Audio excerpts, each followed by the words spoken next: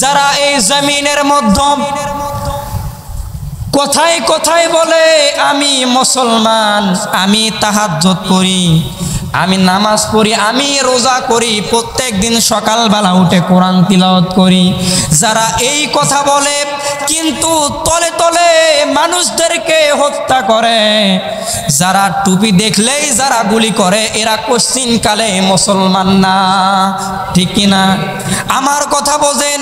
আল্লাহ এই কোরআনের মধ্যে আল্লাহ রাব্বুল আলামিন ডাক দিয়ে বলে ইমানদার ব্যক্তির পরিচয় হলো মানুষদেরকে বাক স্বাধীনতা দিতে হবে। ঠিক কিনা?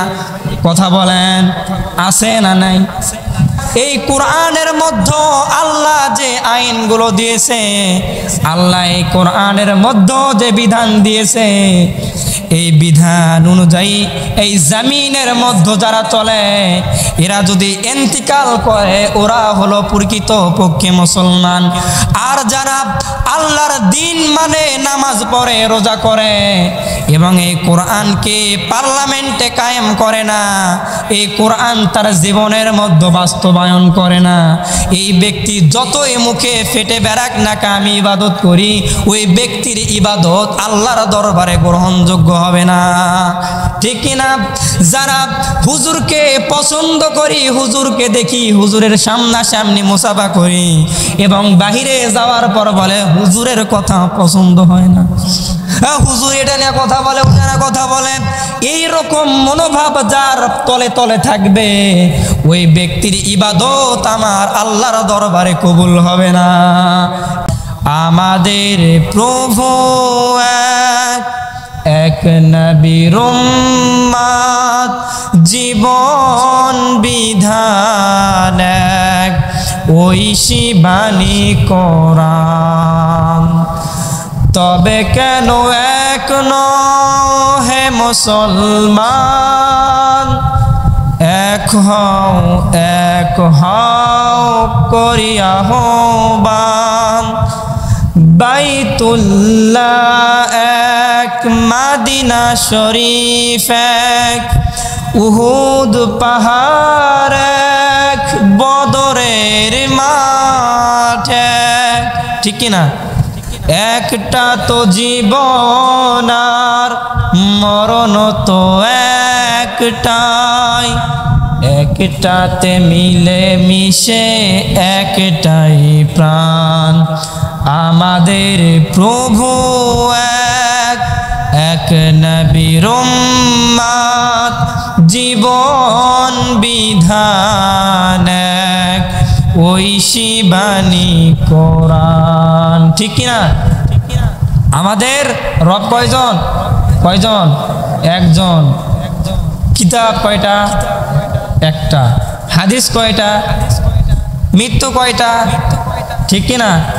কাবা একটা, আসমান একটা, আল্লাহ একটা, মৃত্যু একটা। একটার উপরে মুসলমান দ্বিতীয় কোনো কিচ্ছুকে বিশ্বাস করে? আজকে আমাদের আলোচনা হবে যে হচ্ছে হুসাইন রাদিয়াল্লাহু আনহুর নির্মম মৃত্যুর পরে ইয়াজিদ যে হুসাইন রাদিয়াল্লাহু আনহুকে যখন হত্যা করলো, সেই ইয়াজিদের শেষ পরিণতি কি হয়েছিল? আচ্ছা বলেন তো, ইমাম হুসাইন রাদিয়াল্লাহু মাজার কোথায় আছে? কোথায় আছে? তারপরে বলেন তো ইয়াজিদের কবর কোথায় আছে? ইতিহাস সাক্ষী আজও পর্যন্ত কেউ জানে না, আল্লাহ ছাড়া এই পুরো আরব জাতির কেউ জানে না ইয়াজিদের কবর কোথায়। ইয়াজিদের কবর হচ্ছে হলো কীট পতঙ্গ জানোয়ার যেগুলো আছে না, এই জানোয়ারের পেটের মধ্যে হলো ইয়াজিদের কবর। বলি সুবহানাল্লাহ। এই ইমাম হুসাইন রাদিয়াল্লাহু আনহুকে হত্যা করার পরে তার কবর আছে, কিন্তু ইয়াজিদ যে হত্যা করলো হুসাইনকে, ইয়াজিদের কবর আছে? ইয়াজিদের কবর কিন্তু নাই। তাহলে এই ইয়াজিদের নির্মম মৃত্যু সম্পর্কে আজকে আমরা জানবো, আর ফেরাউন যেই দিনে ইন্তেকাল করছিল ওই দিন সম্পর্কে জানবো। বলি সুবহানাল্লাহ। আল্লাহ রাব্বুল আলামিন আমাদেরকে বলার এবং শোনার তৌফিক দান করুক। আরো জোরে বলি আমিন। আল্লাহ রাব্বুল আলামিন প্রথম নাম্বার সূরা আল বাকারার মধ্যে ডাক দিয়ে বলে, বান্দা যারা আমি আল্লাহর উপরে ঈমান এনেছো আর যারা ঈমানের দাবি করো, যারা আমি আল্লাহর উপরে ঈমান এনেছো আর যারা ঈমানের দাবি করো, তারা সকলে মনে রাখো, ততক্ষণ পর্যন্ত ইন্তেকাল করিও না, মৃত্যুর কোলে ততক্ষণ পর্যন্ত নিজেকে ঢলিয়ে দিও না। আল্লাহ বলে, বান্দা হাক্ক তুকাতিহি তামুতুন্না ইল্লা ওয়া আনতুম মুসলিমুন। আল্লাহ রাব্বুল আলামিন ডাক দিয়ে বলে, রে বান্দা, যারা ঈমান এনেছো আর যারা ঈমানের দাবি করো, যারা নিজেকে মুসলমান দাবি করো, তারা ততক্ষণ পর্যন্ত ইন্তেকাল করো না যতক্ষণ পর্যন্ত তোমরা মুসলমান হিসাবে মরতে পারবা না। মুসলমান আমরা, কিন্তু সকলেই যদি প্রশ্ন করা হয় আপনার ধর্ম কি, তখন আমরা গর্ব করে বলি আমরা হলো মুসলমান, ঠিক কিনা? আচ্ছা, এই মুসলমান শব্দটা কি টাকা দিয়ে কিনে নেওয়া হয়েছে নাকি খতনা করার মাধ্যমে মুসলমান হওয়া লাগছে, আর নাকি বাপ দাদার পৈতৃক সম্পত্তি থেকে মুসলমান উঠে এসেছে?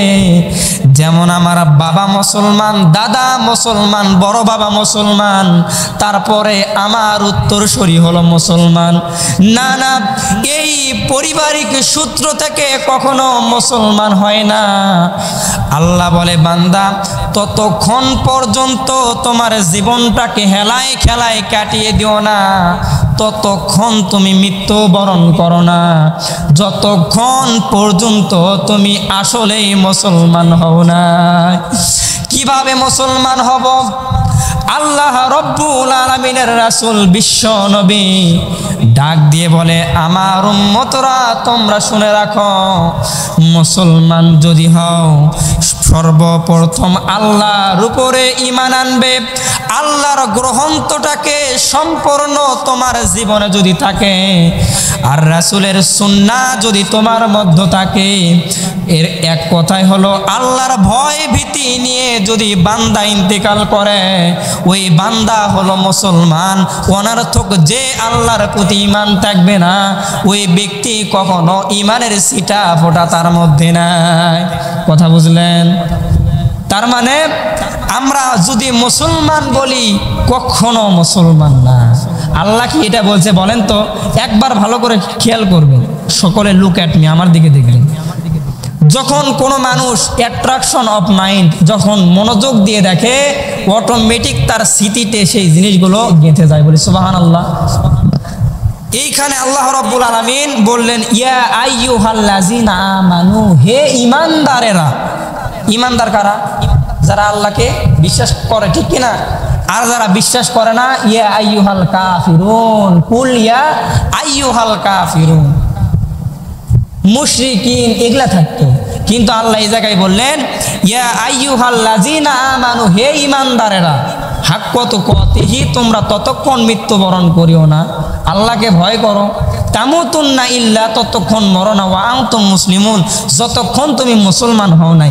আর ঈমানদার ব্যক্তিকে আবার দ্বিতীয় করে খতনা করবে?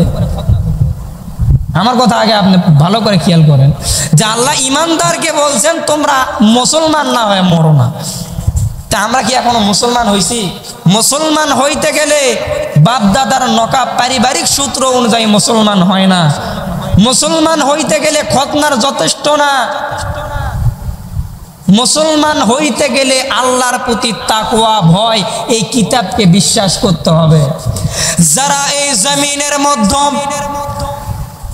কথায় কথায় বলে আমি মুসলমান, আমি তাহাজ্জুদ করি, আমি নামাজ পড়ি, আমি রোজা করি, প্রত্যেক দিন সকালবেলা উঠে কোরআন তিলাওয়াত করি, যারা এই কথা বলে কিন্তু তলে তলে মানুষদেরকে হত্যা করে, যারা টুপি দেখলেই যারা গুলি করে, এরা কোশ্চিনকালে মুসলমান না, ঠিক কিনা?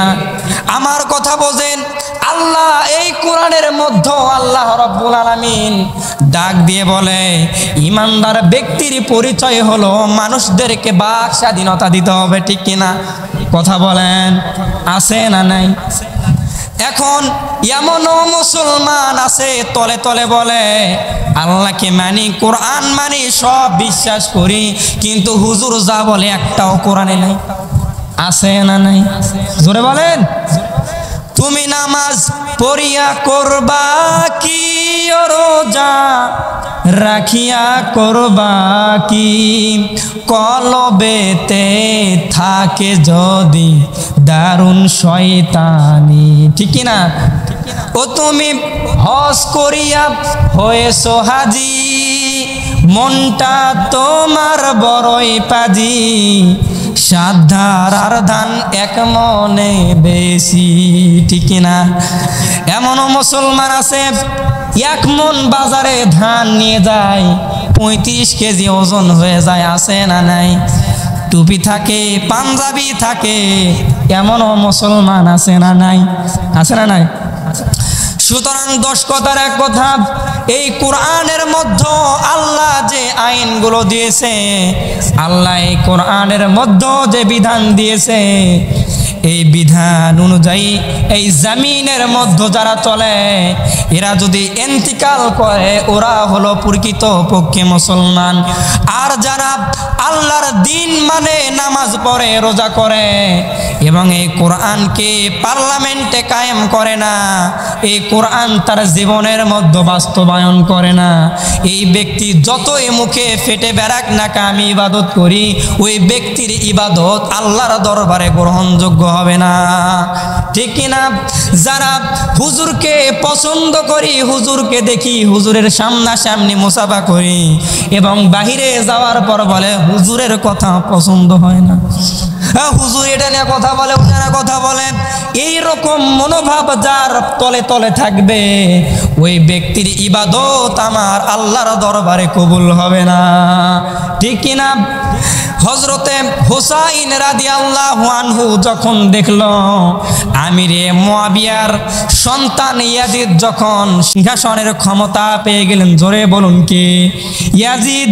ইয়াজিদ যখন এই সিংহাসনের ক্ষমতা যখন পেয়ে গেলেন, তখন ইয়াজিদের একটা কথা ছিল, মদ রাসূল নিষিদ্ধ করেছে, আমি আবার মদ এই মদিনার জমিনে চালু করলাম। আর ইয়াজিদ বলল জিনা করা বিশ্ব নবী হারাম করেছে, আমি ইয়াজিদ এই পার্লামেন্ট থেকে কায়েম করলাম আজ থেকে জিনা করা সহ। কথা বলেন ঠিক কিনা? তখন এই কথা যখন ইমাম হোসাইনের কানে গেল, হোসাইনের সঙ্গে তখন 80 জন লোক ছিল, তার পরিবারের লোক। ঠিক কিনা?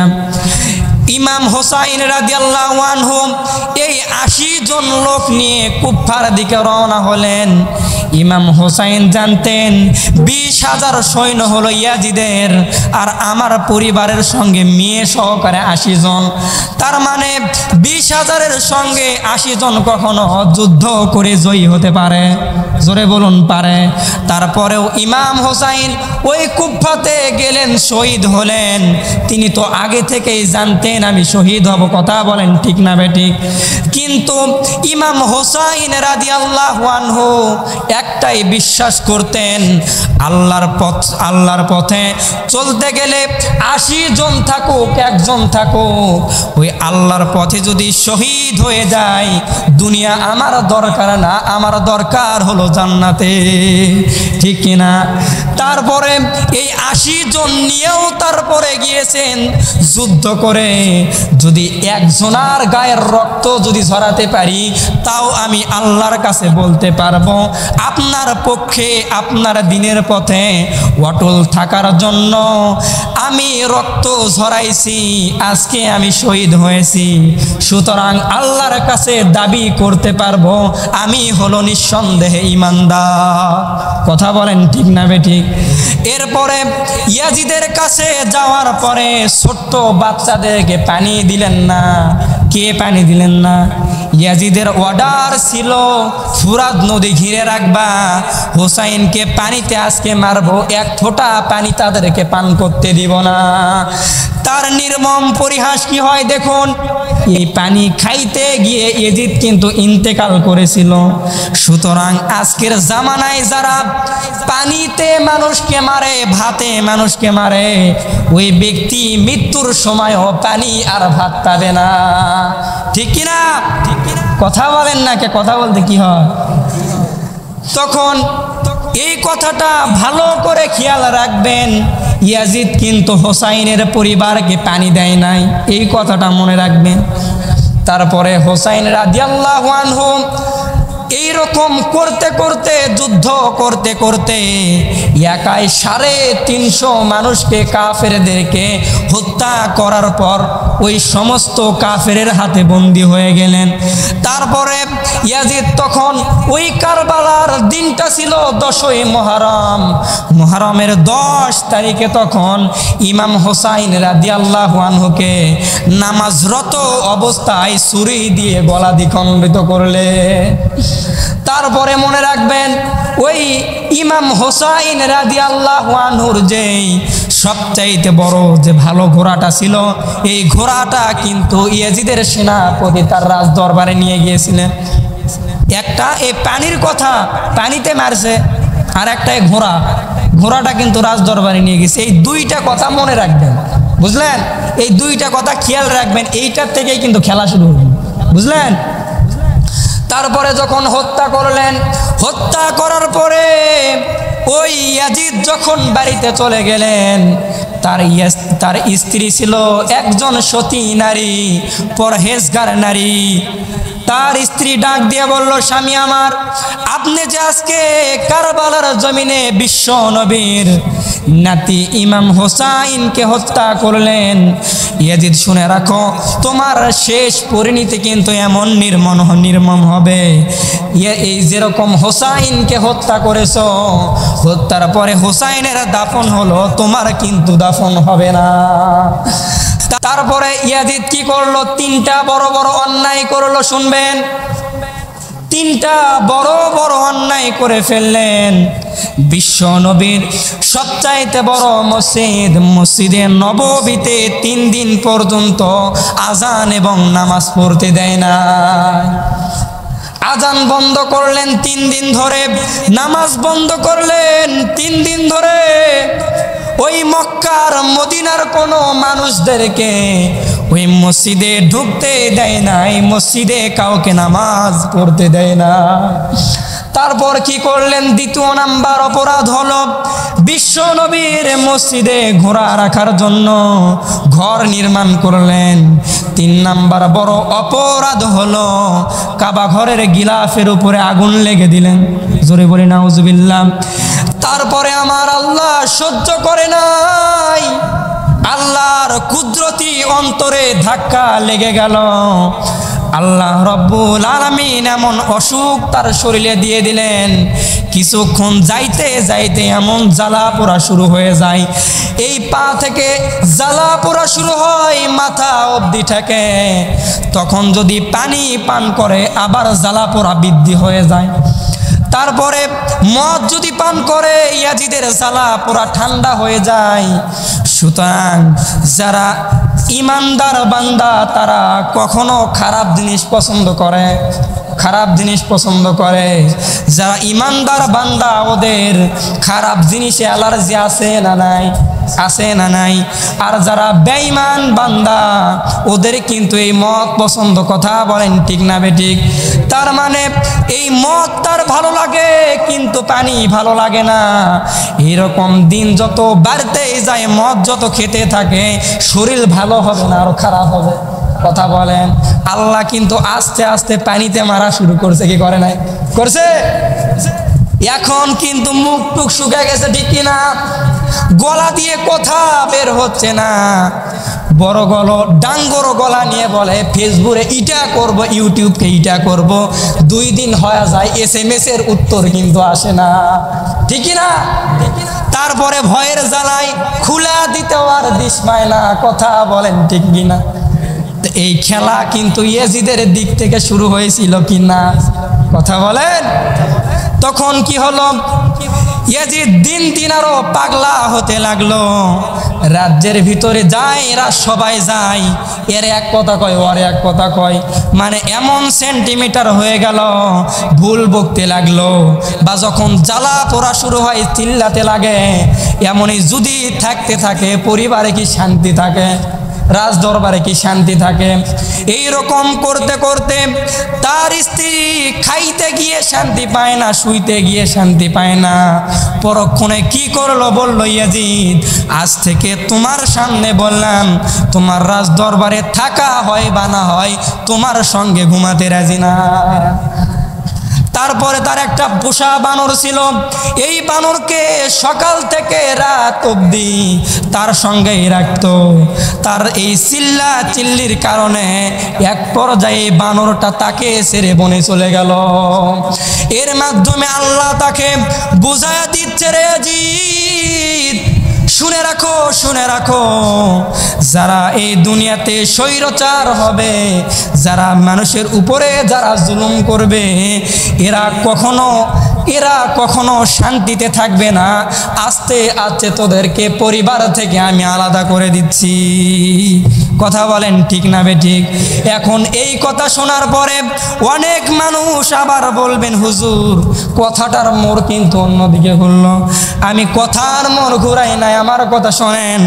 আল্লাহ রব্বুল আলামিন সূরা আশ-শুআরার মধ্যে ডাক দিয়ে বলেন, বান্দারা, ওয়াসায়ালামুল্লাযীনা যালামু আইয়া কলিবুন। দুনিয়ার স্বৈরাচারীরা শুনে রাখো, তোমরা শীঘ্রই শুনতে পারবা, দেখতে পারবা তোমাদের স্থান হলো কোথায়। কথা বলেন ঠিক না বেঠিক? ইয়াজিদের স্থান কিন্তু জংলায় হয়েছিল। আফগানিস্তানের সরকার কিন্তু এখন জংলায় গেছে না, যায়নি? কথা বলেন, হ্যাঁ? তারপরে কি হলো? এই ইয়াজিদকে যখন বানরও ছেড়ে চলে গেল, তার অত্যাচারে রাজ্যের মানুষ ঠিক থাকতে পারলেন না। রাজ্যের সকলে সিদ্ধান্ত নিয়ে ইয়াজিদকে বলল, ইয়াজিদ, হয়তো ঘরবন্দি থাকার কারণে তোমার শরীর এত খারাপ। আজকে যেমন আমার আত্মীয় স্বজনেরা বলে, ঘরের মধ্যে সারা দিন যদি কোনো মানুষ থাকে, অবশ্যই অবশ্যই মানসিক সমস্যা হবে, ঠিক কিনা? এমনভাবে এর অত্যাচার সামলানোর জন্য রাজ্যের সকলেই কিন্তু বলতে লাগলো, ইয়াজিদ যাও, তুমি শিকারে চলে যাও, হয়তো তুমি ভালো হবা। কিন্তু এদের আসল উদ্দেশ্য ছিল, ইয়াজিদ যখন কিছু দিনের জন্য চলে যাবে, এই রাজমহল শান্তিতে থাকবে, ঠিক কিনা? তখন ইয়াজিদ শিকারে চলে গেল। ওই শিকারে যাওয়ার সময় যে ঘোড়াটা নিল, ওই ঘোড়াটা কিন্তু ইমাম হোসাইন রাদিয়াল্লাহর ঘোড়া। খেলা কি জমছে? হ্যাঁ, ওই ঘোড়াটা নিয়ে যখন গেল, যাইতে যাইতে একটা হরিণ পেল। হরিণের যখন পিছু নিল, হরিণ তখন সামনেই দৌড়াতে লাগলো। এমনকি বনের মধ্যস্থলে গিয়ে ওই হরিণটি এমন জায়গায় হারিয়ে গেল, ইয়াজিদ তন্ন তন্ন করার পরেও ওই হরিণকে আর পেল না। সুবহানাল্লাহ বলবেন না? হরিণকে আর পেল না। এমন পিপাসিত হয়েছে, পিপাসার জ্বালায় তার যেমন নারী বুড়ি শুকিয়ে গিয়েছে। ইয়াজিদ তখন পাগলের মতো ছুটতে লাগলো বনের এ প্রান্ত থেকে ও প্রান্ত, উত্তর থেকে দক্ষিণ, দক্ষিণ থেকে পূর্ব, এই রকম ঘুরতে ঘুরতে একটা জায়গায় গিয়ে দেখলো একটা মানুষ কূপ থেকে পানি তুলে আবার গাছের মধ্যে পানিটা দেয়। তখন ওই লোকটাকে বলল, ভাই, আপনি আমাকে এক গিলাস পানি দেন, আমি হলো মুসলমান, আপনার মাথায় টুপি, আপনিও সম্ভবত মুসলমান। কিন্তু ওই টাইমে ঘোড়া থেকে নামতে পারে নাই পানি খাওয়ার জন্য। তার কারণ ওই হরিণকে ধরার জন্য সাপও উঁচু জায়গা মারি দিতে হয়। তখন তার পাটা কিন্তু ঘোড়ার সঙ্গে এমনভাবে বেঁধে রাখছে, ঘোড়া যদি ছিটকে যায়, ইয়াজিদ যেন ঘোড়ার পিঠ থেকে ছিটকে না যায়, এইটাই ওরে মারবে। তারপরে পানি দিল হাতে, পানি হাতে নিয়ে যখন মুখেতে পানি লাগাবে, ওই রাখাল ডাক দিয়ে বলল, ভাই, আপনার পরিচয়টা কি? তখন পানি মুখে না দিয়ে বলল, ভাই, আমি হলো আমিরে মুআবিয়া রাদিয়াল্লাহু আনহুর যোগ্য সন্তান আমি হলো ইয়াজিদ। যখন এই ইয়াজিদের নাম শুনছে তখন ওই ব্যক্তি বলল, যেই ব্যক্তি কিনা ওই কারবালার জমিনে বিশ্ব নবীর নাতি ইমাম হোসাইনকে হত্যা করলো, ওই ব্যক্তির হাতে কি আমি পানি উঠায় দিলাম। এই বলে একটা পাথর ইয়াজিদের মাথা সোজা এমন জোরে নিক্ষেপ করলো, ইমাম হোসাইনের ওই ঘোড়াটা তখন রক্তের এমন একটা গন্ধ পেলেন, চোখটা বন্ধ করে দেখলেন ইমাম হোসাইনের রক্ত টকবক করে পড়ে।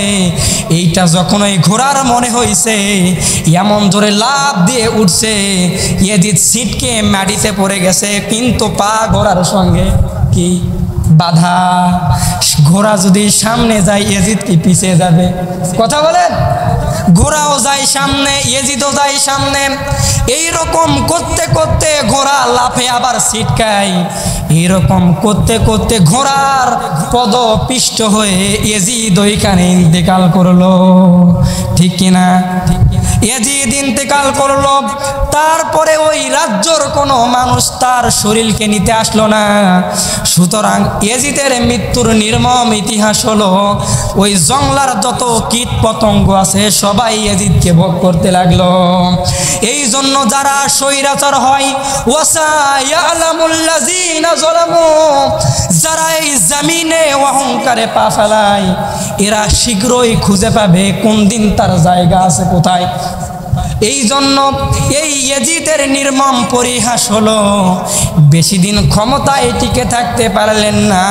মাত্র 3 বছরের মাথায় ইয়াজিদের শরীর গেল কুকুর এবং শিয়ালের পেটে। ঠিক কিনা? এই জন্য আল্লাহ রাব্বুল আলামিন ডাক দিয়ে বলে, ওয়াসায়ালামুল্লাযিনা যালামু। ফেরাউন যখন হলো লোহিত সাগরে যখন ডুবলো, এর আগে একটা গুহার মধ্যে যাইতো, জায়দা বলতো, বলে আল্লাহ আমি জানি তুমি আছেন, আমি মানি তুমি আছেন, কিন্তু এই ক্ষমতা টিকা রাখার জন্য আমি বিশ্বাস করি না যে তুমি আছেন। তারপরে যখন ওই লোহিত সাগরে যখন সুপুর খেলো, খাওয়ার পরে এখন ডাক দিয়ে বলছে কি জানেন? ডাক দিয়ে বললেন, আল্লাহ আমি ঈমান আনলাম, আমার তওবা কবুল করো। আমি ঈমান আনলাম, যেরকম ভাবে বানি ইসরাইল ঈমান এনেছিল আমিও শীঘ্রই ওই রকম ভাবে ঈমান আনলাম। আল্লাহ ডাক দিয়ে বলে, আরে তুই তো বড় সন্ত্রাসী, তুই তো বড় কি সন্ত্রাসী, মানুষকে হত্যা করে, নবীর উপরে জুলুম করে, টুপিওয়ালার উপরে জুলুম করে। আজকে যদি বানি ইসরায়েলের মতো তওবা করিস, তোর তওবা না, তোর আকাশ মিনের ডাল দিয়ে কোবান দরকার। ঠিক কিনা? ঠিক কিনা? এইভাবে যারা এই জমিনের উপরে যারা জুলুম করে, তারা সারা জীবন টিকে থাকতে পারবে না। বাঘ আছে জঙ্গলে, কথা হবে অ্যাঙ্গেলে, বুঝলে বুঝ পাতা, না বুঝলে কি পাতা? তেজপাতা। তোমার কালেমা জালিম রাজার গোলামি করতে শিখায়, আমার কালেমা দিন বিজয়ের সোনালী স্বপ্ন দেখায়। তোমার কালেমা জালিম রাজার গোলামি করতে শিখায়, আমার কালেমা দিন বিজয়ের সোনালী স্বপ্ন দেখায়। এই কালেমার তরে কোরআনের পাখি, এই কালেমার তরে কোরআনের পাখি দিয়ে গেল তাজা প্রাণ। তোমার কালেমা আমার কালেমা, এই তো ব্যবধান। ঠিক কিনা? কথা বলেন। তোমার কালেমা আরাম আয়েশ রিজিক খুঁজে বেড়ায়, আমার কালেমা গলাকে আমার ফাঁসির দড়িতে ঝোলায়। ঠিক কিনা? আমার কালিমা শাহাদতের, আমার কালিমা শাহাদতের জন্যে থাকে পেরেশান। তোমার কালিমা আমার কালিমা, তাই তো এত ব্যবধান। সুবহানাল্লাহ বলি।